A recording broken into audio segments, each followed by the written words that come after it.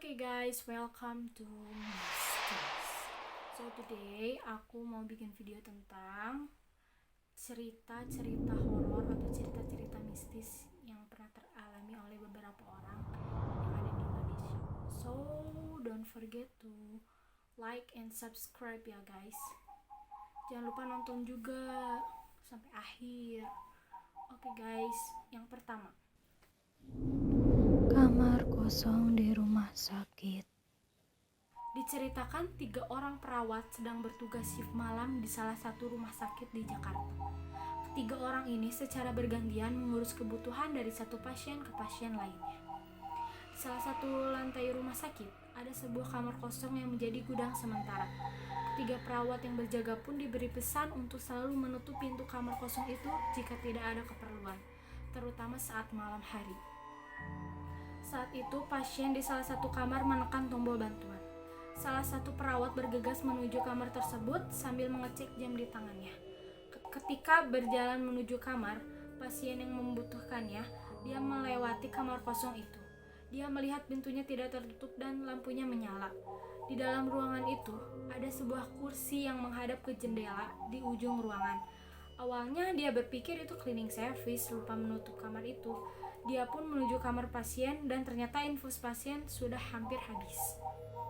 Ia kemudian pergi mengambil infus di ruang obat dekat ruang perawat. Otomatis dia harus melewati kamar kosong itu.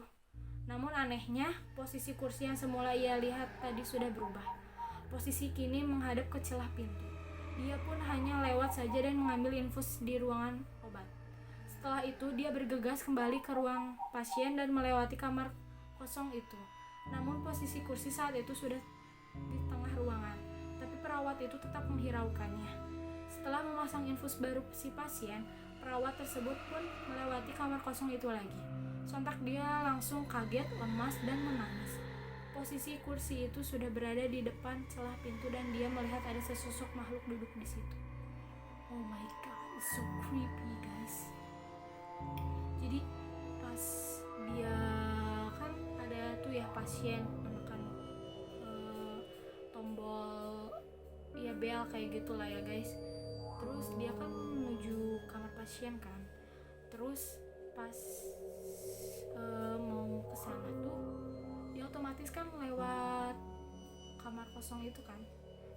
Nah, si kamar itunya tuh nyala lampunya dan pintunya tuh kebuka.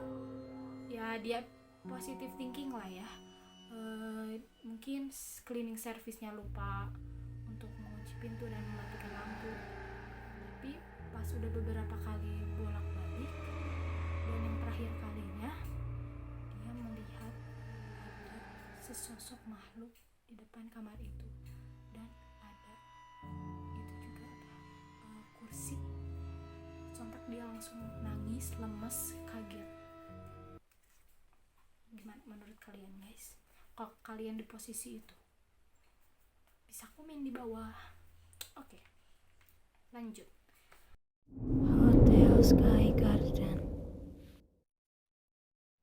Pada tahun 1970, dibangun sebuah hotel mewah yang berlokasi di daerah Gombel, Semarang.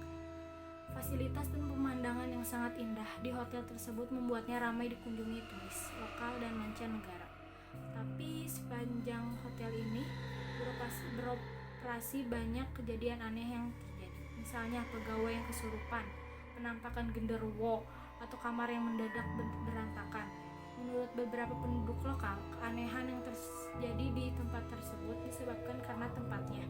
Lokasi itu dahulu merupakan kuburan orang Tionghoa yang pada zaman Belanda diratakan untuk pembangunan. Ada juga yang berkata bahwa tempat itu merupakan pusat kerajaan gaib.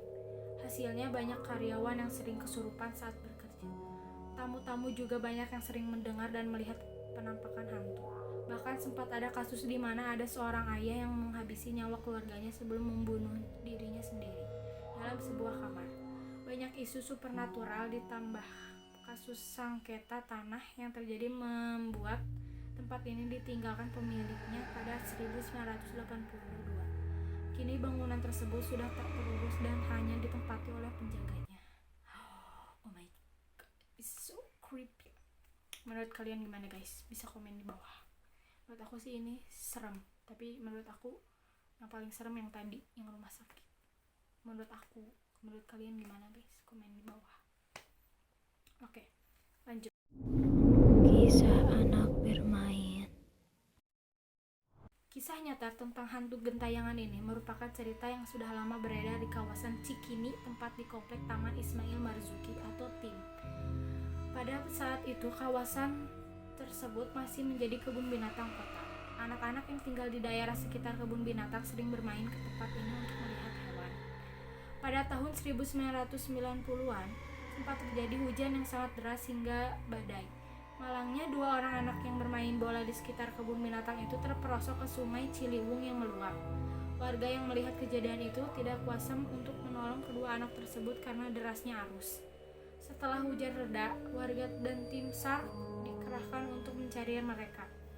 Namun, kedua jasad anak tadi juga tidak ditemukan. Setelah kejadian itu, sering terlihat 2 anak orang yang asyik bermain bola di dekat kandang macan sekarang gedung teater TIM. Tapi anehnya kedua anak itu baru mulai bermain di waktu maghrib, saat anak-anak lainnya pulang. Selain itu, mereka juga sering berlarian menembus kaca. Oh my god, kasihan banget. Kasihan banget kedua anak yang lagi main bola, terus tiba-tiba ada badai sama hujan deras, terus mereka terperosok, terus meninggal deh di tempat itu. Terus tim SAR mencari nggak ada jasadnya. Terus semenjak itu tempat itu tuh jadi angker, kayak serem pokoknya. Oke, lanjut. Rumah kontrakan angker. Dikisahkan ada 4 orang mahasiswa yang mengontrak sebuah rumah bertingkat di daerah Pakuncen, Yogyakarta. Ada 4 kamar tidur di rumah itu, 2 kamar di lantai atas dan 2 di bawah. Sudah 2 minggu keempat mahasiswa tadi tinggal di rumah itu. Dari keempat mahasiswa itu ada 1 orang yang sangat pemalas dan hobi tidur, yaitu Angga. Karena sulit dibangunkan, ia jadi sering bangun kesiangan dan melewatkan kuliah. Oleh sebab itu, lama-kelamaan teman-temannya menyerah membangunkan Angga. Suatu hari, Ega, penghuni lantai 2 sebelah kamar Angga, bersiap untuk berangkat ke kampus. Ia membuka pintu kamar Angga dan melihat sedang tidur menghadap ke tembok. "Enggak, bangun, kuliah jam 9, cepat mandi, nanti ketinggal loh," kata Ega sambil mengenakan kemejanya. Ia kemudian keluar lagi dari kamar Angga untuk merapikan pakaian dan rambutnya. Setelah rapi, Ega kemudian masuk kembali ke kamar Angga. Angga masih di posisi yang sama.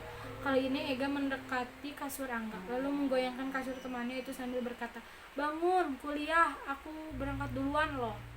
Angga tetap bergeming meski sudah digoyang-goyang tubuhnya, tapi tidak ada tanda-tanda ia akan bangun.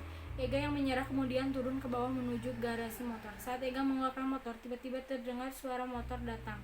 Teman-teman sekontrakannya pulang termasuk Angga. Ia pun heran dan bertanya, "Loh, kalian dari mana?" Angga menjawab, "Kampus lah, kan kuliah tadi pagi. Kamu tadi sulit bangun, jadi kita tinggal." Ega mengeluarkan handphone untuk mengecek waktu. Ternyata di handphonenya waktu menunjukkan pukul 11.35 waktu Indonesia Barat. Ia kemudian masuk kembali ke rumah, menaiki tangga menuju kamarnya sambil berpikir, "Ya, ternyata aku yang kesiangan." Kemudian langkahnya berhenti saat melihat pintu kamar Angga yang masih terbuka. Terus siapa yang tadi hampir aku bangunkan ya? Oh my god, ternyata tadi itu bukan Angga. Terus siapa ya? Jangan-jangan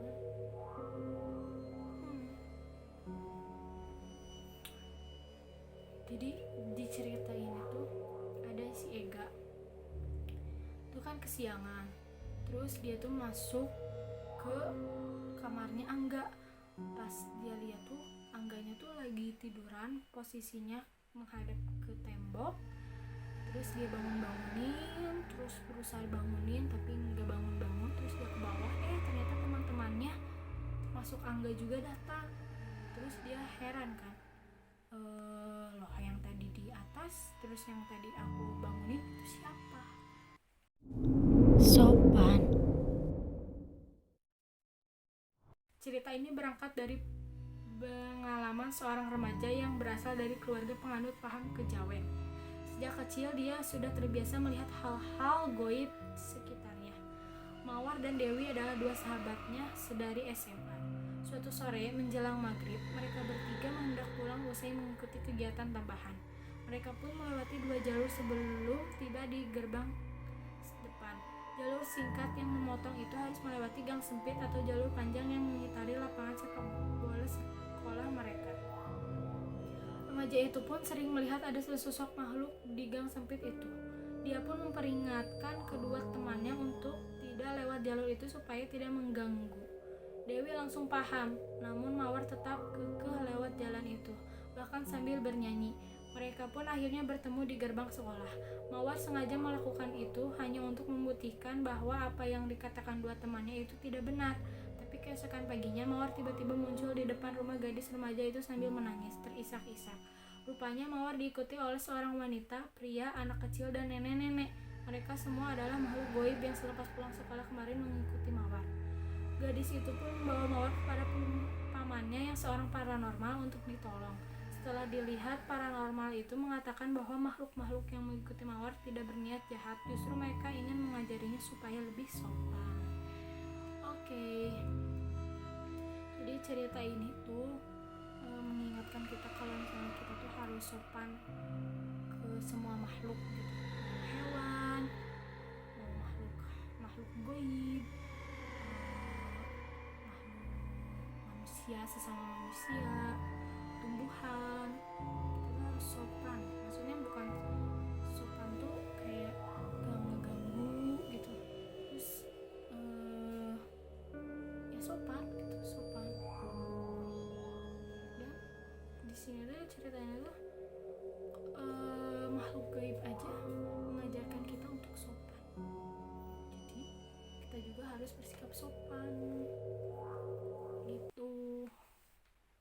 Oke guys, segitu aja cerita-cerita horornya. Jangan lupa like, comment, and subscribe. Dan kalau misalnya aku buat video lagi, aku bingung kontennya mau apa. Jadi kalian bisa bantu di komen video selanjutnya mau apa gitu. Bye bye. Don't forget to like, comment, and subscribe ya.